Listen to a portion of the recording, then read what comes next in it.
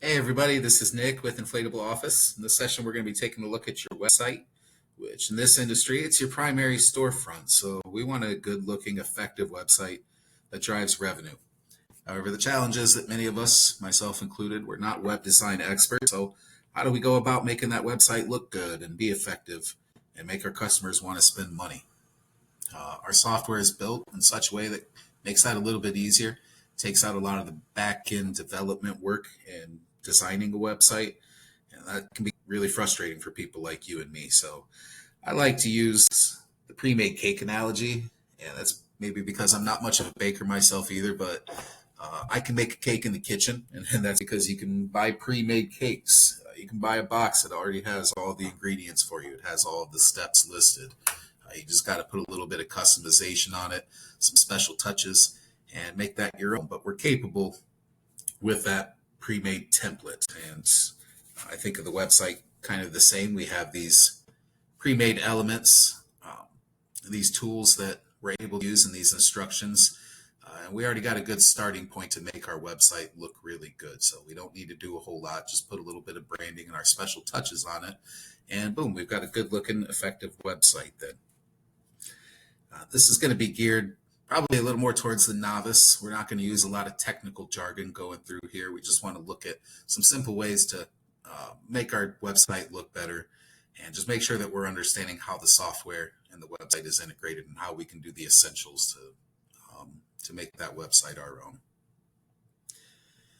And we'll start right here within the Pages and Templates page. Get here, of course, by going to Settings and Pages and Templates. I got two page groups here, so you see two groups, but you'll start with just one. And we've got a collection of pages that are associated with our website already. The most common ones being the WordPress checkout, the quote confirm, and the contract page. And these are pages that customers will encounter at different periods through their shopping process on your website here. If you open these up, we'll go to a different one first. Let's start with the fundamental quote confirm here. This is a page that they would receive after they submit their information to get a quote on some rentals. And this is our default template here. So you can, of course, customize this to have your own branding and your own style. And here, some users really change this up, completely change it, and design it in a different way with their own branding, colors, fonts, everything like that there.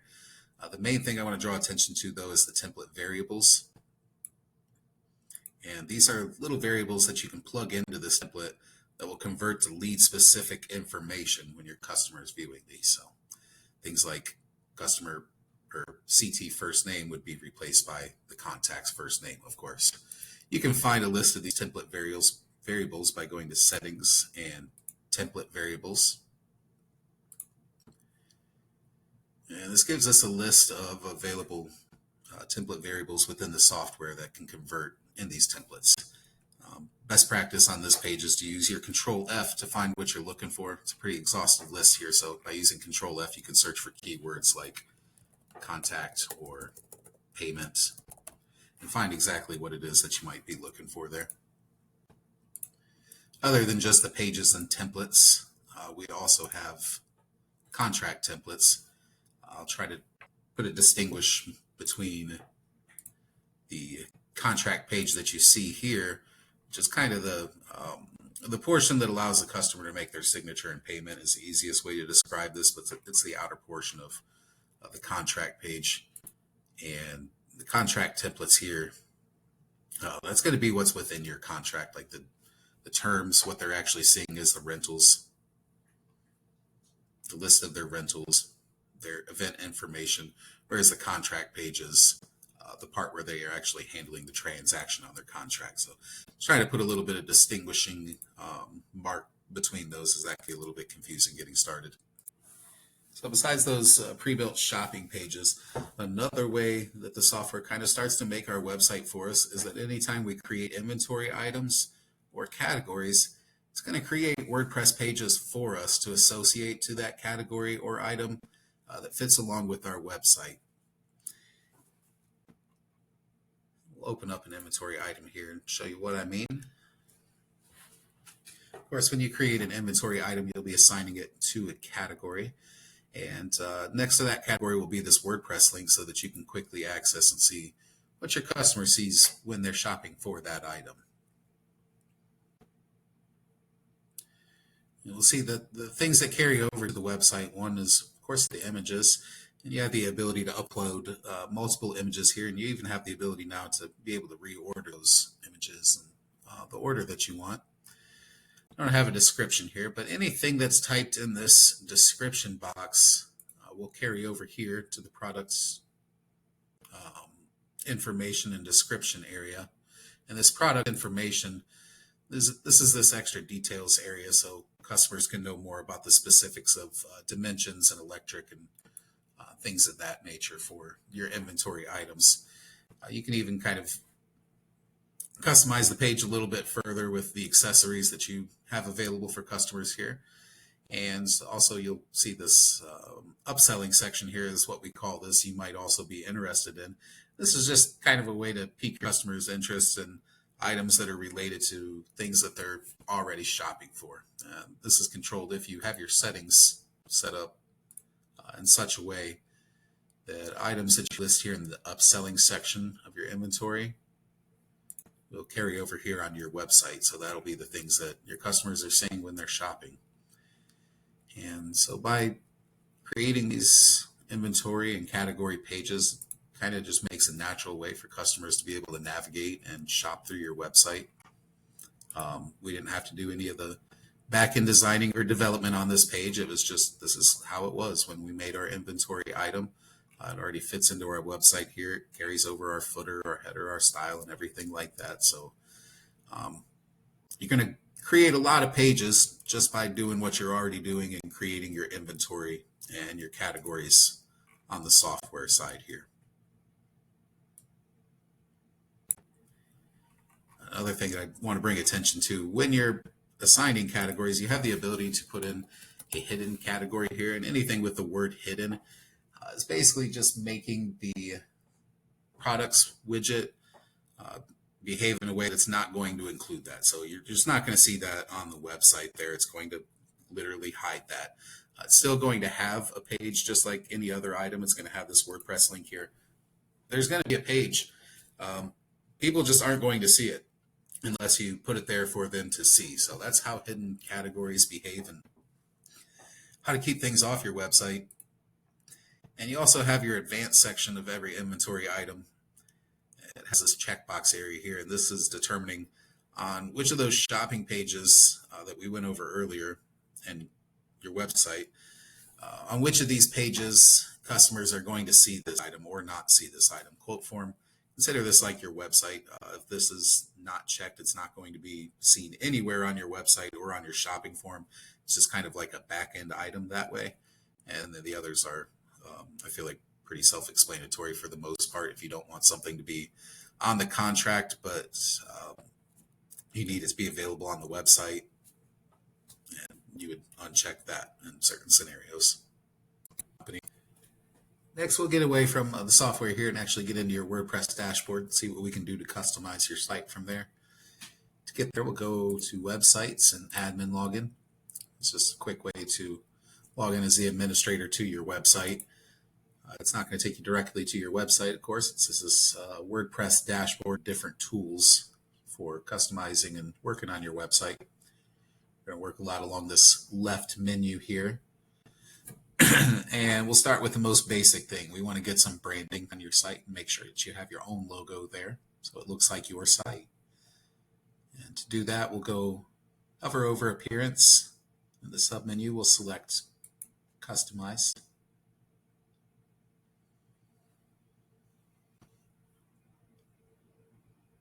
And we're just going to look at site identity. Here it's pretty simple. We'll remove this one.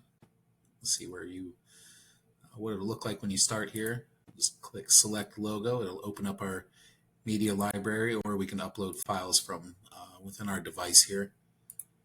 I'm not going to change mine here, but when we select this, it'll have us crop this so we can make kind of whatever size or bring in the part of the image that we want to.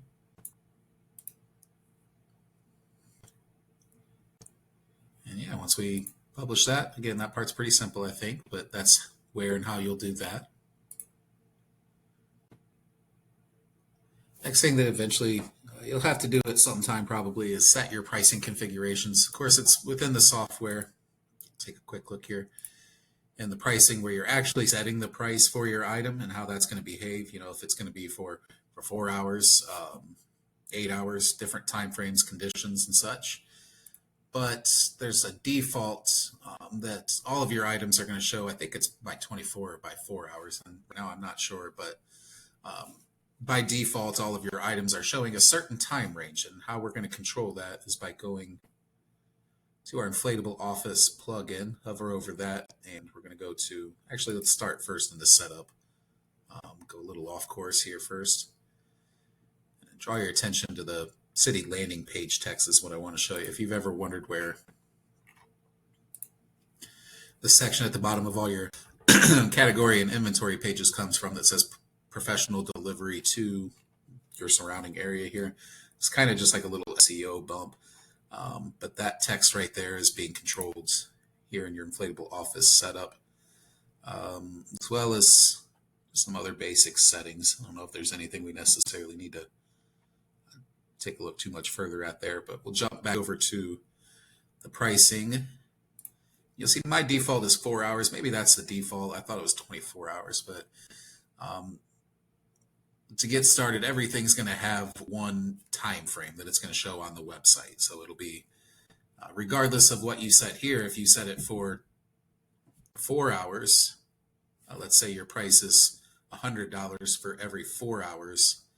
If your default here is 24 hours, then it's going to take that 4 hour price and multiply it by 6, because that's how many times you would have to rent for 4 hours to get to that 24 hours, which is odd. You wouldn't rent it out that way, so you don't want to display it that way. You would want to have it kind of match what you have in your price settings here. So if you have, if all of your rentals are pretty much the same and you're doing just 4 hours, 8 hours, or whatever, you would make that your default here. But you also have the ability to set different ranges for different items, and you do that with the override product price or override product page prices portion down here. And you can set up as many of these as you like, but it just gives you the ability to modify away from that default the time frame that you want to show for different items by holding control and just clicking through. You can add multiple items to one override here. And by not having a time frame selected, that's just not going to show a price at all. And probably this is all pretty much self-evident here as far as what this is doing, I think. Creating custom price points here, this gives you a means to be able to not show a traditional 13 hours, 14 hours or such, but maybe you want to display something other, like for overnight would be a common one here. You create a custom price point, and here is what we would have it display for. So it's going to say for, we'll say overnight delivery. Different scenarios that you could plug in there. But the price duration is what it's actually going to match. So let's say it was for, we want to say it's overnight delivery, but this is really going to be if they keep it for 24 hours. So instead of saying 24 hours, that means they're going to have it overnight. That's what we wanted to say instead. But it's just going to say, okay, what would it be if we kept it for 24 hours, what would the price be? And it's going to say that for overnight. So that's how custom price points work there. Cart settings is another thing you'd want to look at, considering just how that's all interacting together. And cart settings is mostly relating to this, your shopping cart.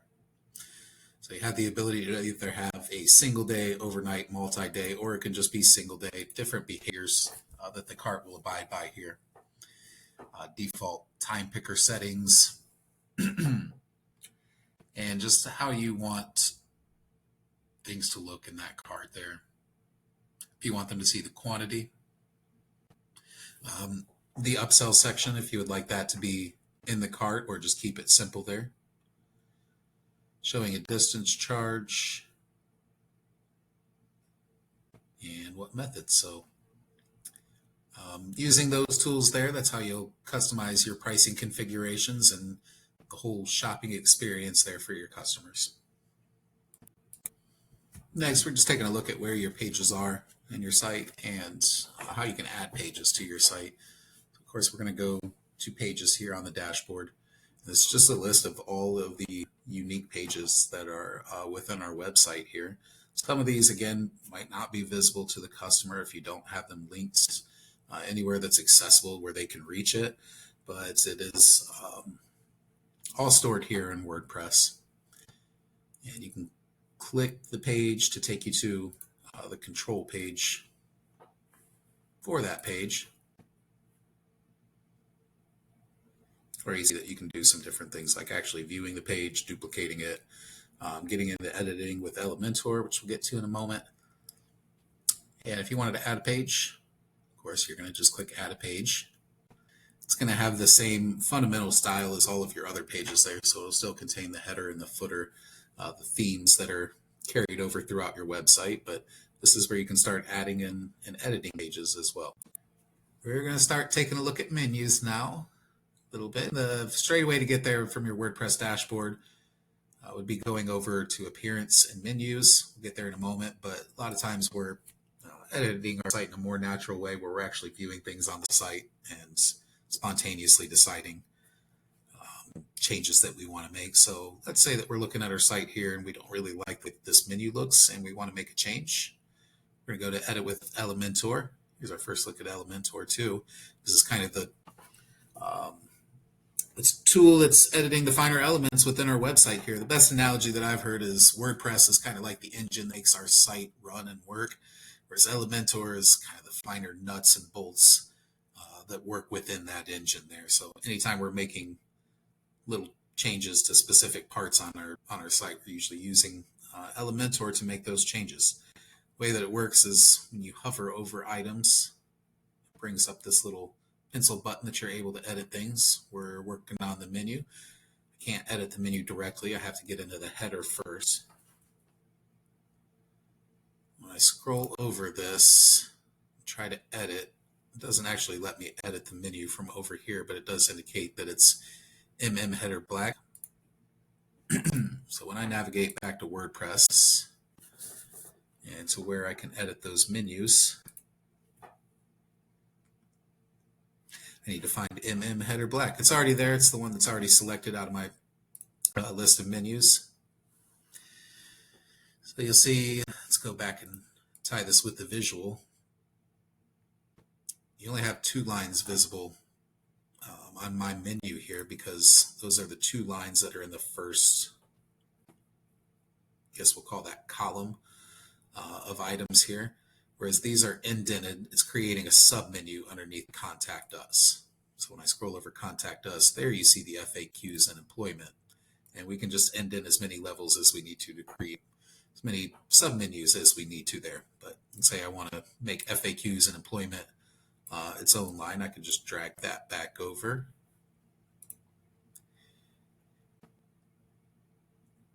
Make the save, and then those would appear as their own line. We're not going to see that immediately when I refresh. And I guess a good time to explain. Well, I guess that did happen pretty quickly there, but normally sites that or changes that we make to our site rather aren't going to happen immediately. It takes some time for those changes to sync to the site.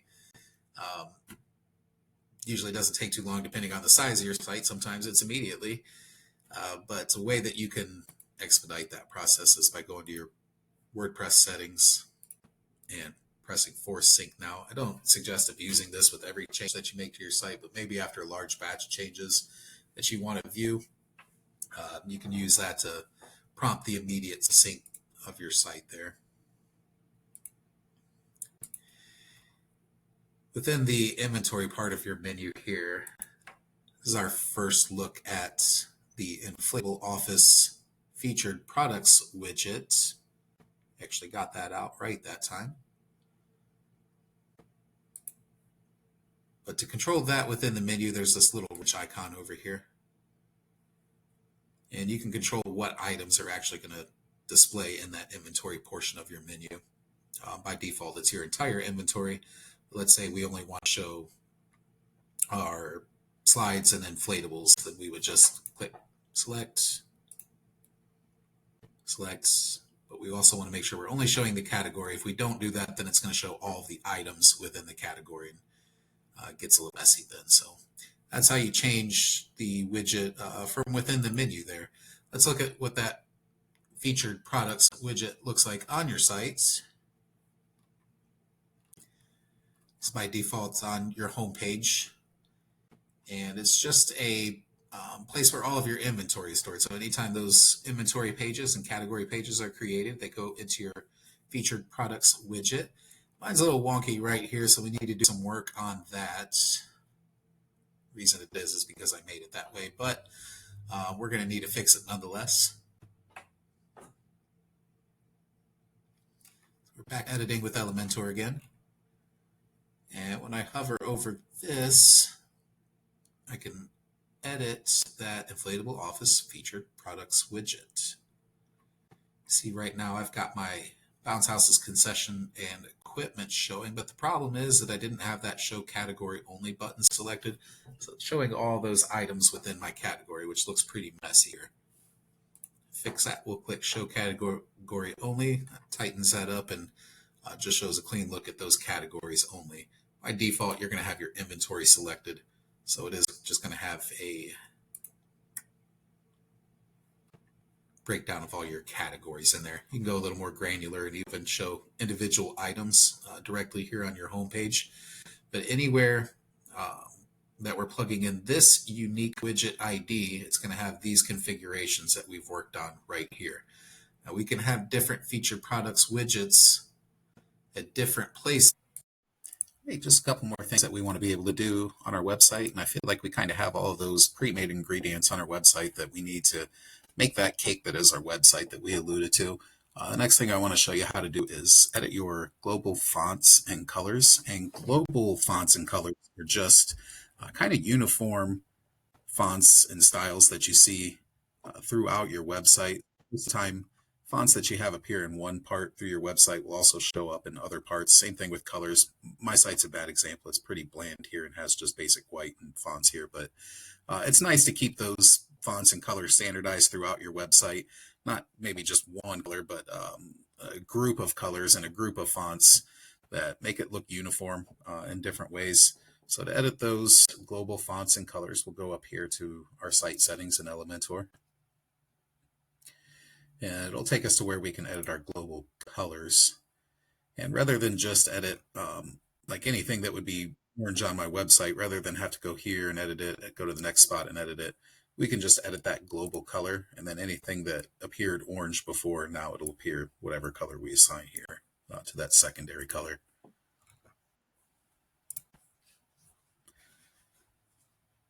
Likewise then with the fonts, you can see a sample of how those fonts are currently appearing here. It just gives you a sample of what those fonts look like. You can kind of tie that up to where you see it on the website. But now if I want to change how anything that is of that primary font, I would just edit it from here, and that would apply throughout your entire site then. So that's how global settings and fonts work then. And with all the tools that we've gone over between the reviews, the featured products widget, adding your logo, the pre-built templates that we already have in place, how all the pages and categories are integrated here to the site, that's kind of, a good basis and a foundation for building a pretty good functioning site right there. From there, everything else is considered, I guess, intermediate or advanced, but it's just a matter of using these Elementor edits to build your website. And you kind of just got to tinker with those a little bit and see what are the different functions and features and settings that go along with each of these elements, and how can I use it and improve my site? Does it work for my site? Most often I feel like images and text are the easiest to work with, and you can kind of just get a quick look at like how image settings work and the advanced settings that you have behind that element. And then from there, it's just experimenting with each of the other elements. So hopefully that's helpful in getting you started and building the site that you like and will make you some money from your customers.